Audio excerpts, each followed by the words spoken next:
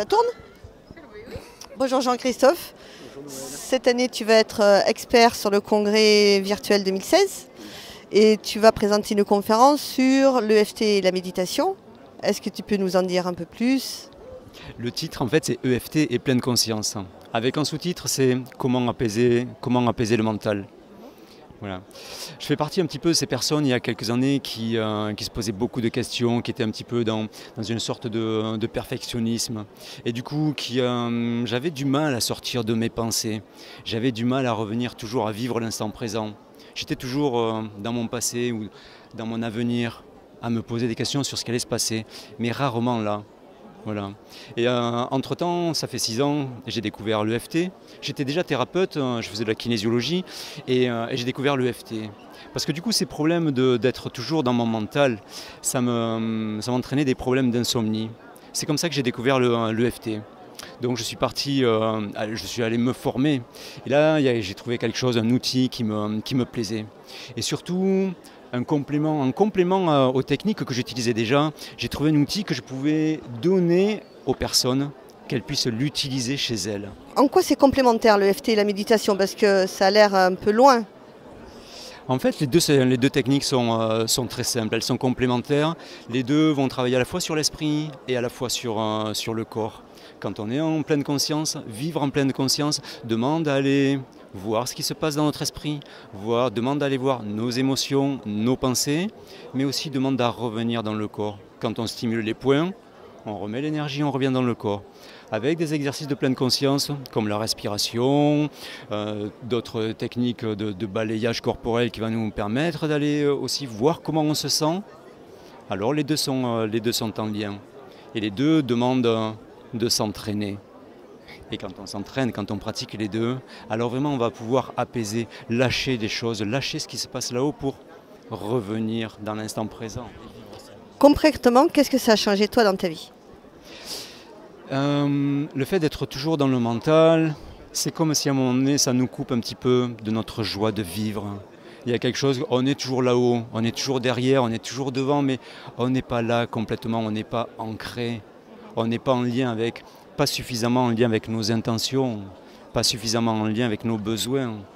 Et là, quand je me pose, que je fais le bilan, que je vois mes émotions, que je vois mes pensées, et que je vais stimuler de l'EFT, et que je pratique de la respiration, alors il y a quelque chose qui relâche.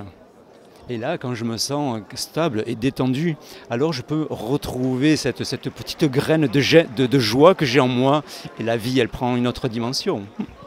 Est-ce que tu fais de l'EFT tous les jours, toi? Quasiment tous les jours, vraiment. Le matin, souvent, je me fixe une intention. Je vois comment je me sens. Quand je me lève, je mets les 2 pieds au sol. Comment je me sens? Et là, souvent, je me fixe une petite intention du moment. Si ça va pas bien, si je me sens fatigué, si j'ai une appréhension avec un événement de la journée, je vais le tapoter un petit peu avec l'EFT. Alors, tu fixes une intention et tu fais de l'EFT. Est-ce que tu peux nous dire concrètement comment tu fais? Parce que normalement, en EFT, on dit qu'il faut rester sur le négatif. Alors, l'EFT et l'intention, c'est quoi exactement? Si je vais bien, je fixe une intention et je travaille sur le positif. Mais effectivement, je suis tout à fait d'accord avec toi de cette idée. Surtout, on n'a pas intérêt à nier le négatif. Imaginons, voilà, on a nettoyé les négatifs et j'ai envie de faire de l'EFT sur l'intention de la journée. Comment tu fais concrètement? Même si tout n'est pas parfait dans ma vie, je m'ouvre à l'idée de vivre une superbe journée. Même si j'ai encore un petit tressaillement dans mon corps, même s'il y a une petite tension, je peux me connecter à la joie, je peux me connecter à la bienveillance, je peux me connecter à l'intention d'être présent à ma journée. Et ensuite, sur chaque point, tu dirais quoi? J'ai l'intention de... J'aime bien d'abord passer, tapoter d'abord ce qui se passe dans mon corps. D'abord, j'ai tapoté sur ce qui se passe dans mon corps et comment je me sens. Et ensuite, je me connecte à cette intention. Je me connecte à cette intention. J'adore penser que je peux me connecter à la joie. J'aime l'idée que je peux me connecter à la bienveillance. J'ai envie de me connecter là, maintenant.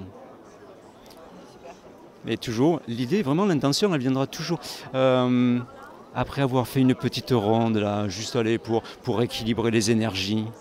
Voilà. Super. Merci infiniment Jean-Christophe. Jean-Christophe Dulot qui travaille à Toulouse, qui est praticien EFT et tu fais des ateliers. Oui, c'est ça, je fais des journées de pratique, d'initiation et de pratique pour toutes les personnes qui veulent s'approprier l'EFT. Parfois, des personnes ont appris l'EFT à travers les livres, à travers les vidéos, mais il leur manque des habiletés. Elles viennent me voir, mais quel mot j'utilise, comment le faire? Alors là, on va vraiment s'initier, on va pratiquer l'EFT, et là, je vais donner des clés pour vraiment trouver les mots, enlever les petits blocages et vraiment propulser une autre pratique. Avoir des clés, des outils et une habileté, des habiletés à pratiquer l'EFT pour soi. Merci Jean-Christophe. Qu'est-ce que c'est? Ça tourne?